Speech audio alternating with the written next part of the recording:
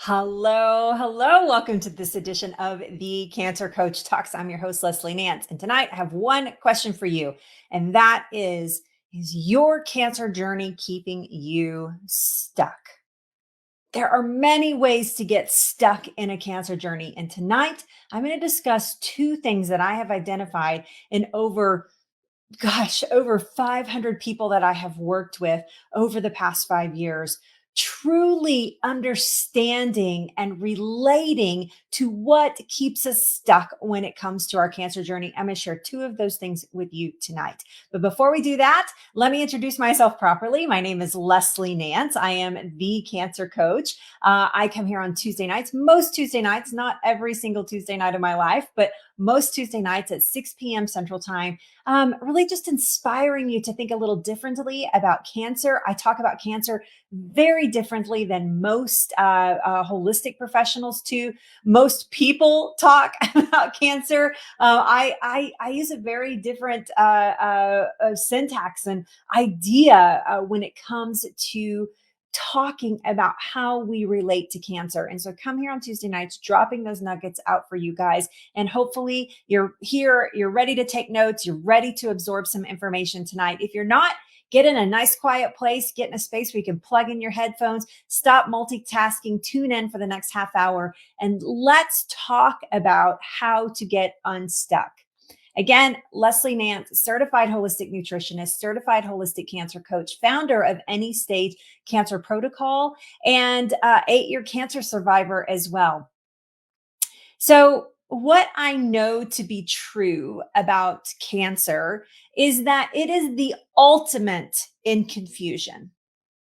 And I know this personally, but I also know this professionally, working with, again, hundreds of people one on one, working specifically with people going through this journey. One of the things that I have identified is this ultimate confusion. Now, this is not the thing that's keeping you stuck, by the way, those are coming up. But what I know about it and about the journey is that it promotes confusion. And one of the reasons is because we're asked to take drastic measures in very short periods of time. We're asked to make these very serious decisions about our life and possibly saving our life within a very short period of time. And it can be very confusing and it can be very overwhelming. So that can stem from treatments, from the unknown about what is going to happen in your journey. That could be confusion around how it disrupts your lifestyle and what that may look like. It can come from the inconvenience of cancer being very inconvenient timing, very inconvenient type of cancer, very inconvenient type of a treatment schedule. Let's see, it can be scary as hell. I mean, it can paralyze you in fear, and that creates all kinds of confusion as well. And then, of course, it can feel like a full blown emergency in our life. So, how do we get unstuck from that confusion? And again, this isn't one of my two things. This is a byproduct that cancer consistently produces for most people. And by the way, if you guys can hear me okay, if you want to give a shout out, just leave a comment. Let me know that you're here. I can see that there are people here. I just don't know who is here until you drop a comment over in the comment section. So you might feel the ultimate in that confusion, that frustration, that desperation when it comes to one of these emotions or it comes to this decision making process that we struggle with. Okay. That we're constantly back and forth with. And so the truth is that these are some really big decisions that we're making. We're making decisions like we've never been asked to make before. But we're being asked to make, decisions about our life like we've never been asked before.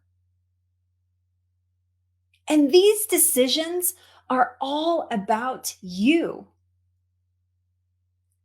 In other words, there's no one, not your doctor, not your husband, not your family, not your cancer coach, No one can make these life altering decisions for you. You have to bear that burden. You have to figure out a way to make a good decision for yourself.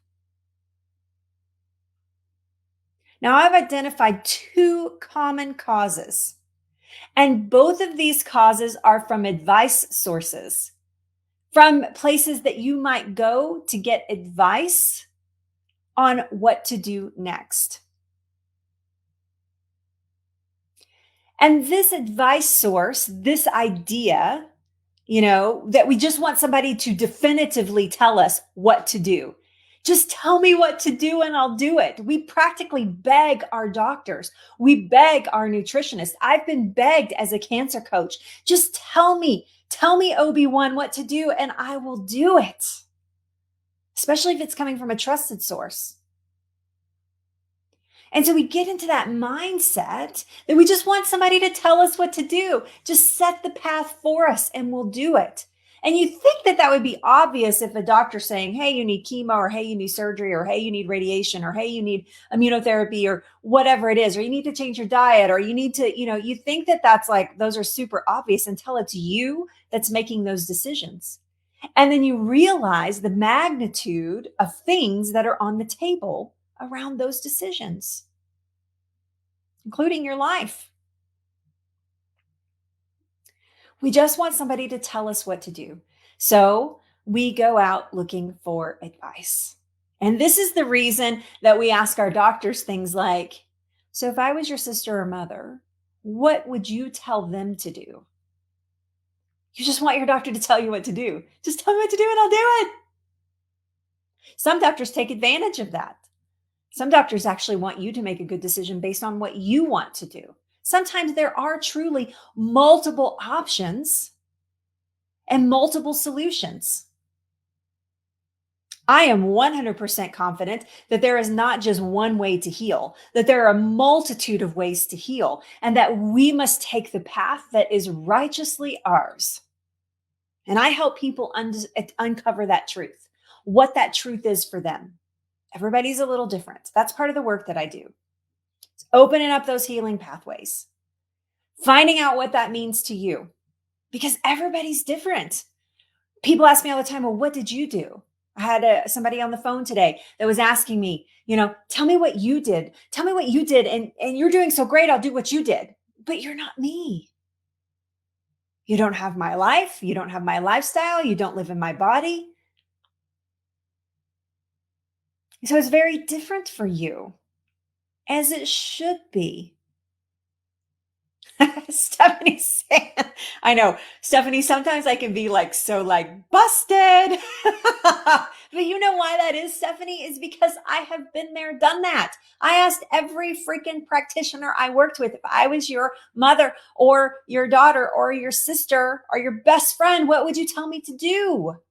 We try to humanize it. We try to get the doctor to humanize it. If it feels human, it feels more comfortable. Most doctors will tell you, well, I can't tell you what to do, but, right? I say that all the time. I can't tell you what to do, but I do have some advice. I do have some wisdom. But that's why we ask those kinds of questions, is because we just want somebody definitively to tell us what to do. Guess what? The only person that can tell you what to do is you. You are your own secret weapon. You are your own silver bullet. All your answers is right inside of here and here and here and around you.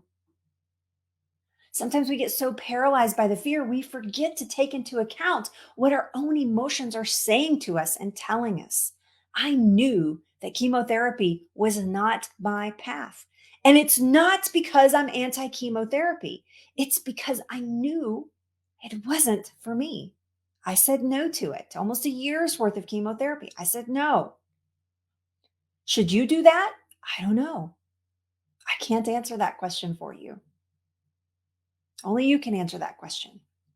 So when we go on this comparison game, we go on this advice game, we really start to get confused.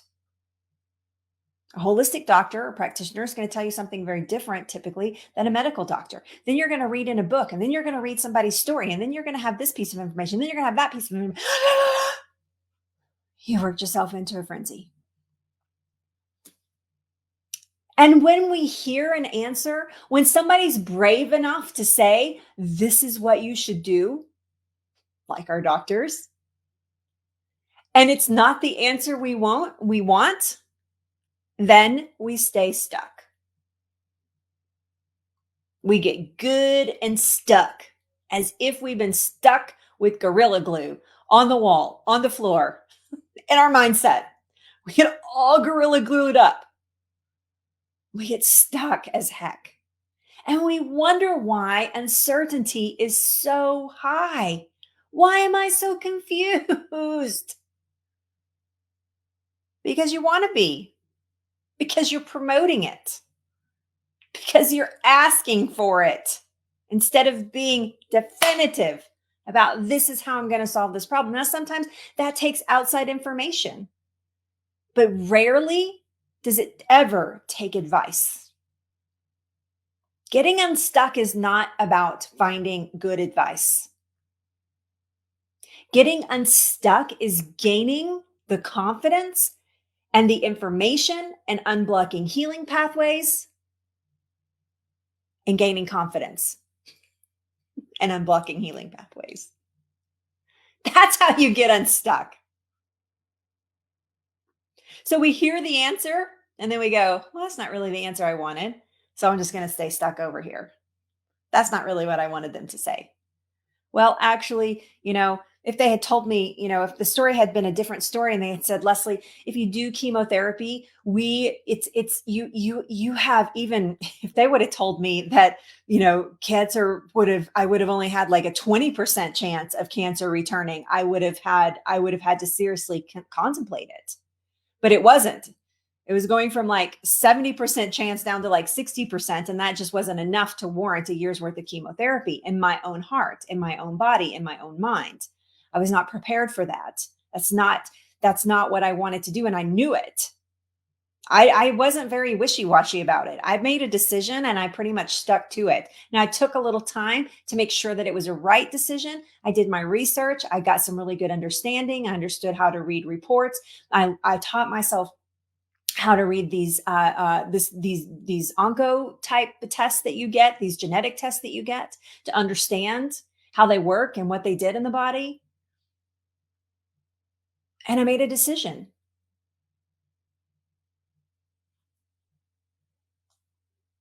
There's loads on the line, even your life for some of you. I talked to two people today that their life is on the line. One of them had cancer, two different types of cancers within a month of each other being diagnosed. The other one has a very serious type of cancer. Your life can be on the line. And I get it. I get the magnitude of that decision. The outcomes could change your life forever. I get the magnitude of that decision. But there are lots of paths to healing. Picking one can be very scary. I understand the magnitude more than just about anybody of that decision. I've studied it. I understand the mindset behind it. But there are two things that keep people stuck. I'm going to help you along the way to get rid of these two things right here, right now. Number one, you are taking advice from people that have given up on their dreams of healing. You're taking advice from, write this down. You're taking advice from people that have given up on their dreams of healing. Often you find these people in cancer support groups, in Facebook groups, in blog post comments, in blog chats, in chat rooms, in hospital care groups, in online groups, especially the ones without a facilitator. Nobody running the show, people just running off at the mouth. And it's not that these people wish you harm or they're being malicious. I don't want you to start down that negative pathway. Well, these people are trying to like hurt me, right? I don't want you to start down that pathway. It's just that they don't have any skin in the game. They are not responsible for the outcome. They have no reason to even worry about the outcome, so they can say what they want. That's one reason. They can just run off. So you go to a Facebook group and you say, "Hey, I'm thinking about doing, what do you know about this chemo? What are the side effects?" And all these people start chiming in. "Oh my gosh, this chemo was the worst thing ever. I lost my hair and I've never grown it back. All my toenails fell out. Oh my gosh, the skin on my hands completely. I have neuropathy now 10 years. La, la, la, la, la, la, la, la." And they have no skin in the game for the outcome of your decision. They're stuck.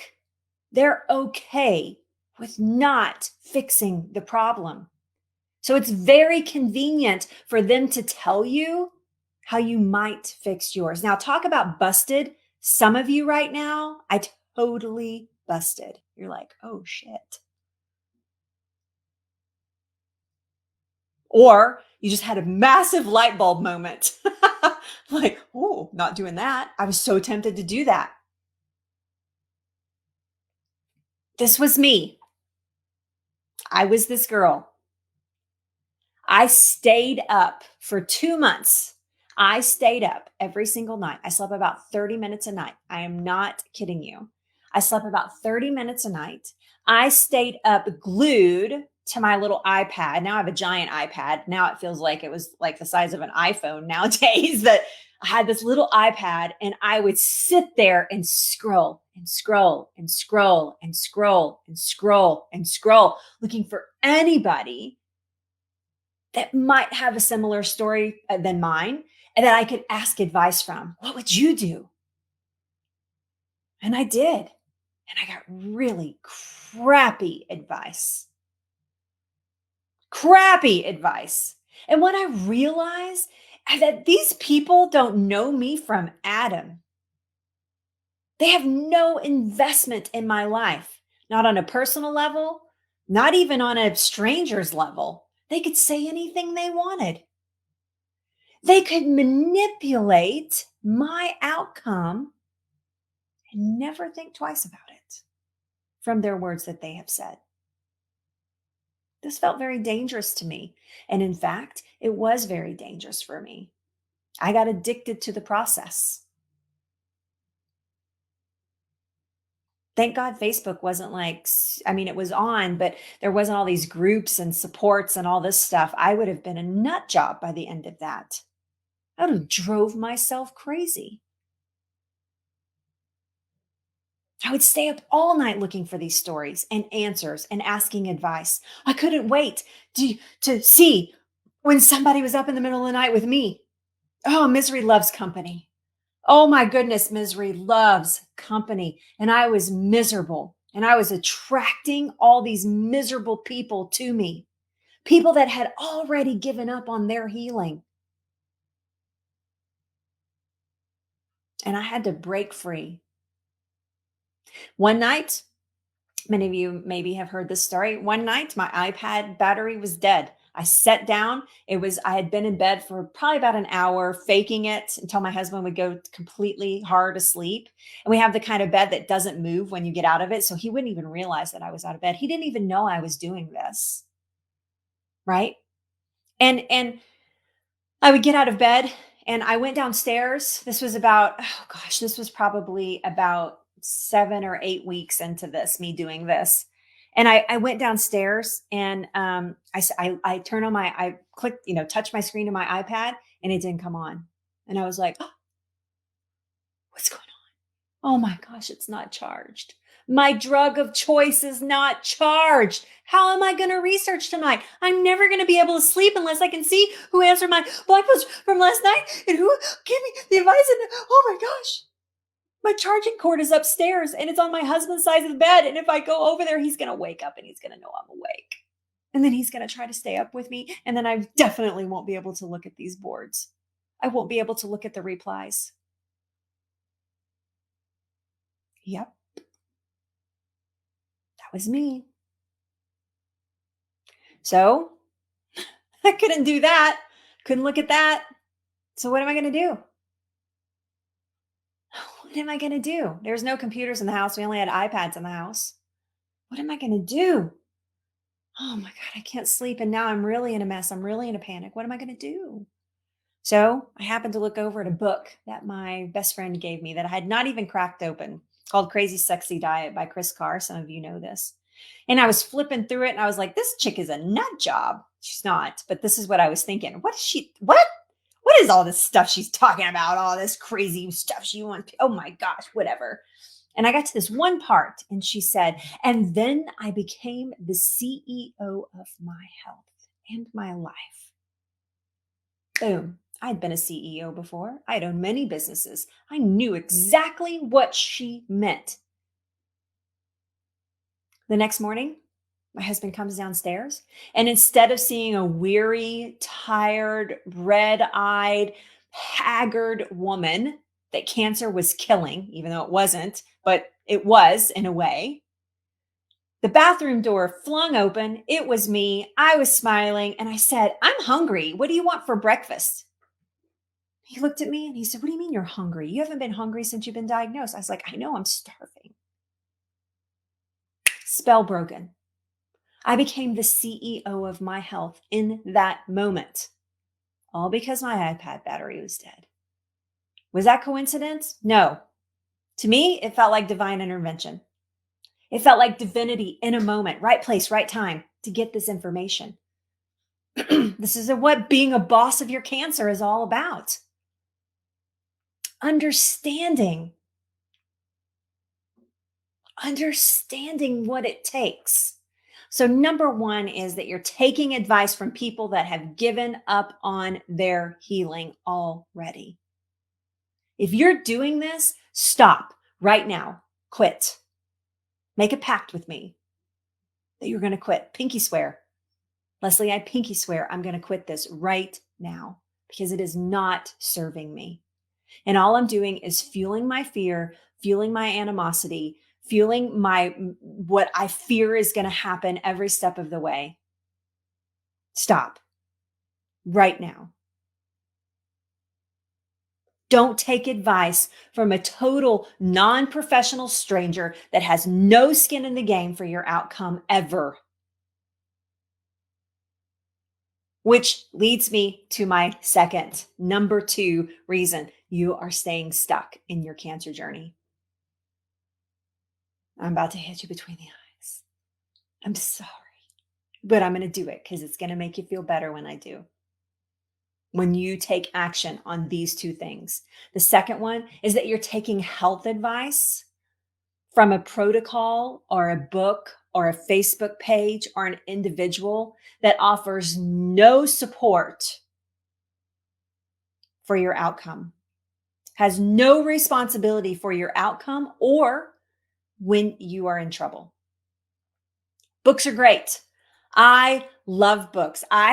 We literally have thousands of books in our house. My husband and I are both voracious readers. When we are not doing anything else, we are reading. And even sometimes, I set aside time every single day to read. Every single day. Books are great. I love books. Capital LOVE, love books. I've learned a lot from reading books. I'm not saying don't read books.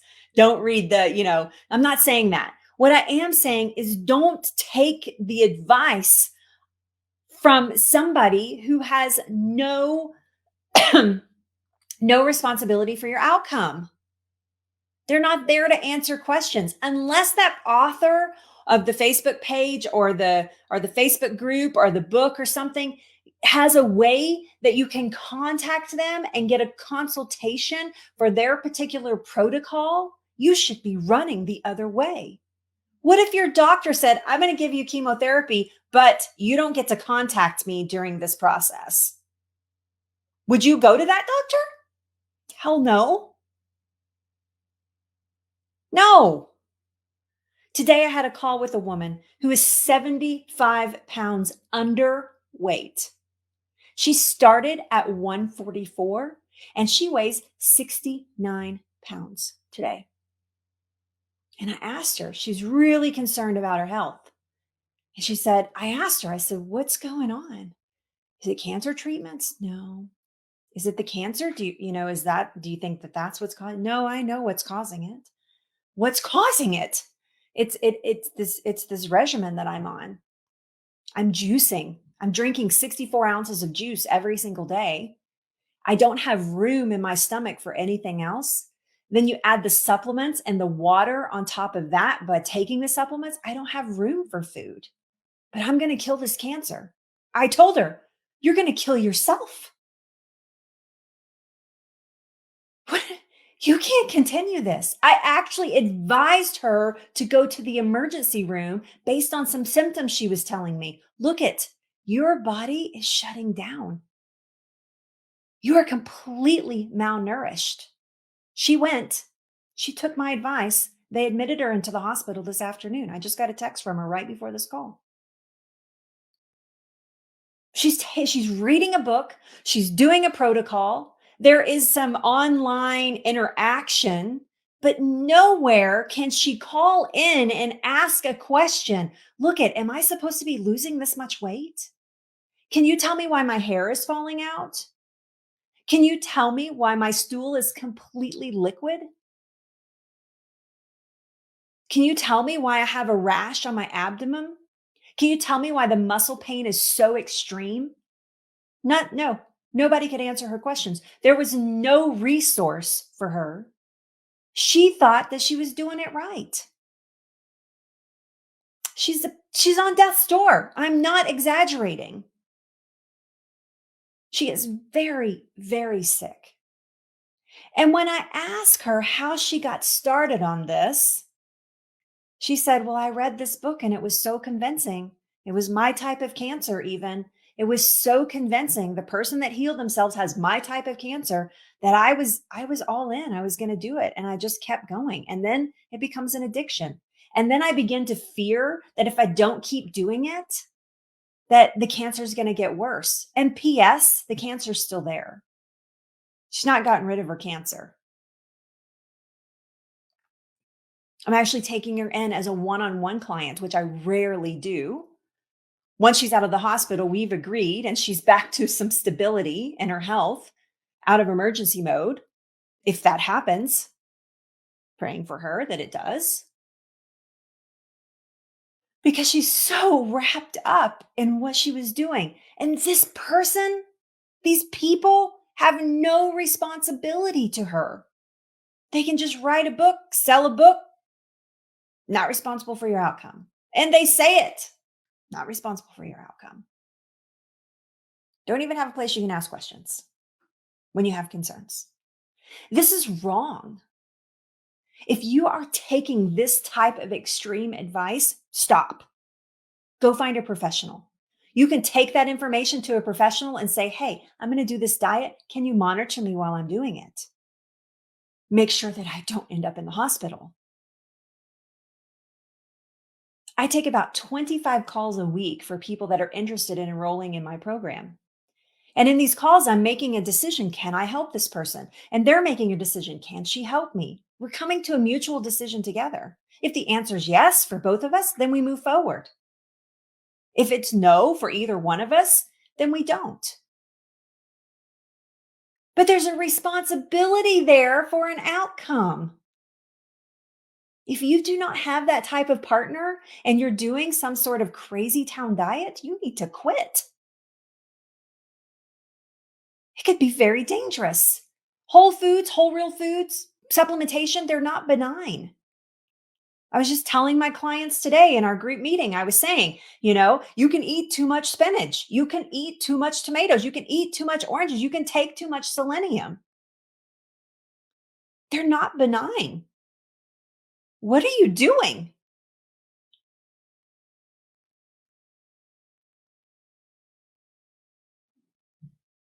Here's a question. Would you buy a black market chemotherapy drug and use it on yourself because you read in a book that it's good and that that's what you should do? And here's a resource for it. You can buy it right here. I'm going to show you how to do it in this handy dandy book. No, you wouldn't do that.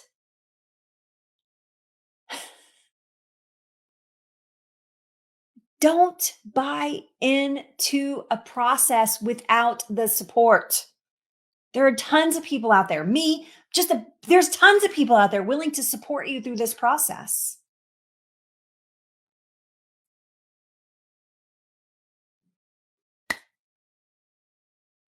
Don't buy into the rhetoric.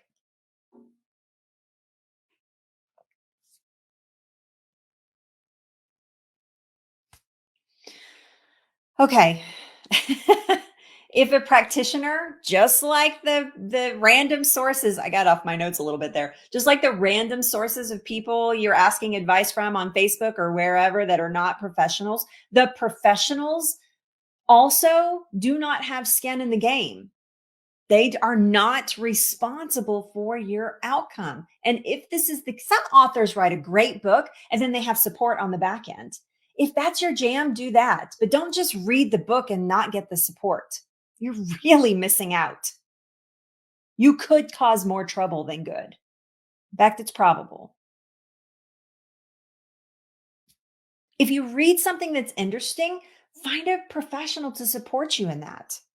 They're everywhere. Scratch the surface. They're everywhere.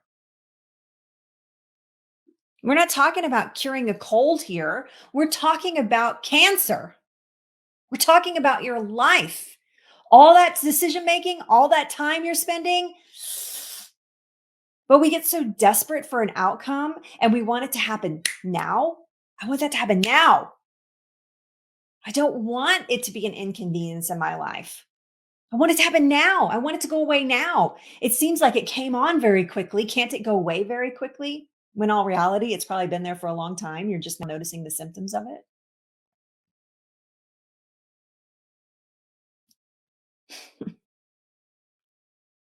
If you're looking for the ultimate support and love through this process of healing, then we have to talk.